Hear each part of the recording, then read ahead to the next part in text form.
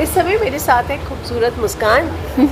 मुस्कान बहुत ही प्रिटी लग रही है। Thank you. मतलब सारा जो बिग बॉस का टॉक्सिक और वो सब चीज़ें थी वो खत्म हो गई, राइट? बिल्कुल बिल्कुल, टॉक्सिक तो नहीं था, मैंने एंजॉय किया, अरे बट वाह! थोड़ा फैमिली से दूर थी तो वो सब चीज़ें थी, बट अभी मुझे अच्छा लग रहा अच्छा लग रहा है। बाहर आने के बाद मुझे लगता है काम तो बहुत सारा आ रहा होगा आपको। है। थैंकफुली थोड़ा बहुत मतलब आ रहा है, I am feeling good. Okay.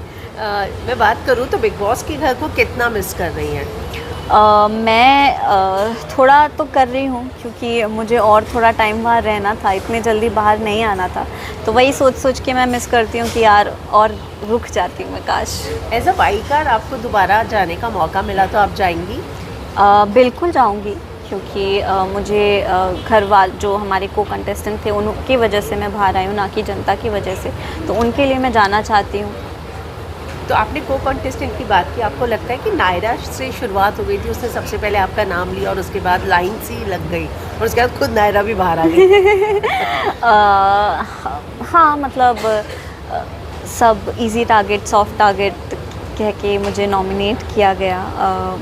मतलब ऐसा कह सकते हैं कि शायद इस वजह से ही लाइन कंटिन्यू लगती रही नॉमिनेशंस में। हाँ, बाहर आने के बाद किसी से बात हुई हेमा से, गुणरत्न जी से या नायरा से? नहीं, अभी तक तो किसी से बात नहीं हुई, क्योंकि मेरा पूरा टाइम सिर्फ फैमिली के साथ जा रहा है, तो आई गेस जैसे ही सब चीज़ें सॉर्ट होती है मैं सबसे कांटेक्ट करूँगी। आप जैसे ही बाहर आई घर के अंदर मतलब चाहत चाहत चाहत का ही मुद्दा छाया हुआ है। आपने देखा होगा विवियन चाहत तूने कपड़े क्यों नहीं रखे, कल अविनाश और इसकी लड़ाई चाहत की, फिर चाहत की वजह से रजत और अविनाश की लड़ाई। तो आप इन सारी चीज़ों को क्या देखती हैं कि क्या वाकई में चाहत के साथ गलत हो रहा है या चाहत ऐसी सिचुएशन ही क्रिएट कर देती है कि सामने वाला मजबूर हो जाए? मुझे मतलब मैंने उतना तो नहीं देखा है, लेकिन जैसा लग रहा है अगर चीज़ें सॉर्ट करनी होती तो चाहत वो कपड़े वहाँ से हटा भी सकती थी, तो दोनों तरफ से हो रहा है सब कुछ। हुँ। कल जिस तरीके से रजत सामने आए चाहत को लेकर, लोगों का कहना है कि शायद रजत के मन में फीलिंग आ गई है चाहत को लेकर और जिस तरीके से वो चाहत ने उनको मारा भी उसके बाद भी उसने सब कुछ सॉर्ट आउट कर लिया। आपको क्या लगता है? मुझे तो नहीं लगता कि ऐसा कुछ है, क्योंकि वो लड़कियों की बहुत रिस्पेक्ट करते ही हैं, वो हमेशा कहते हैं कि भाई लड़कियों को मैं कुछ नहीं कह सकता, तो वो एक सॉफ्ट फीलिंग है ही लड़कियों की तरफ उनकी, तो ऐसा नहीं है कि चाहत अगर आगे कुछ हुआ तो मुझे उसका पता नहीं है फ़िलहाल। तो आपको क्या लगता है कि जो रजत ने कल किया कि 3 बजे तक बर्तन ना धोना या जो विवियन ने किया वो सही था? बिग बॉस ने चाहत को ड्यूटीज़ दी थी कि आप अब घर सँभालिए मॉनिटर बन के। मुझे लगता है कि सब इंडिविजुअली खेल रहे हैं, तो सब अपने दिमाग में बहुत ही क्लियर हैं कि हम गेम जीतने आए हैं, तो हो सकता है कि उस वजह से लोग शायद जान के कर रहे हों ये चीज़ें, ताकि चाहत परेशान हो और कुछ हो इस वजह से। विवियन और करण के बीच में भी इस बारे में बहस हुई, आपने प्रोमो देखा होगा जहाँ पर शिल्पा कह रही है कि तू अगर मेंटोर बनता है तो फेयर रहे, तो और करण ने उसको बोला तेरी फैमिली देख रही है, फिर करण ने बोला कि दोस्ती खत्म टाइप कि नहीं है वो।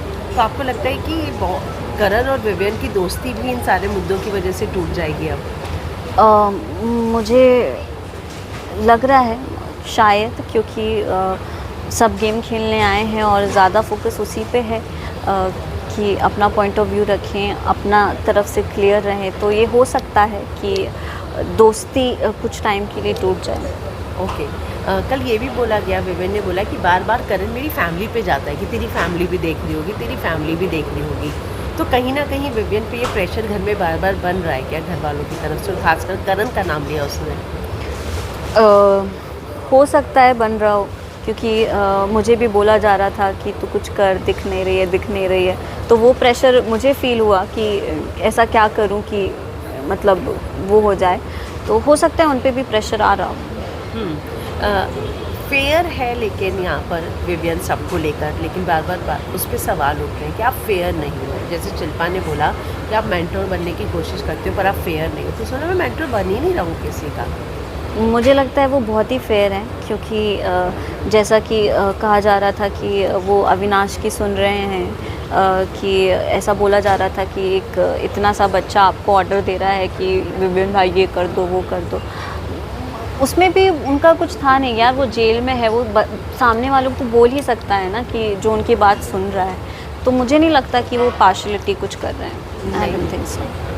एक बात कल और घर के अंदर उठी जहाँ पे ईशा एलिस को बारे में कहा गया, अरफीन ने ईशा से कहा कि तुम्हारा तो ग्रुप है, वो लड़की तो अकेले गेम खेल रही है, मतलब चाहत के बारे में। अच्छा। तो सोचो तुम लोग उसके साथ कितना अनफेयर कर रहे हो। तो कहीं ना कहीं ये आपको घर के अंदर रहते हुए फील हुआ कि चाहत अकेले खेल रही है और बाकी लोग ग्रुप में खेल रहे हैं।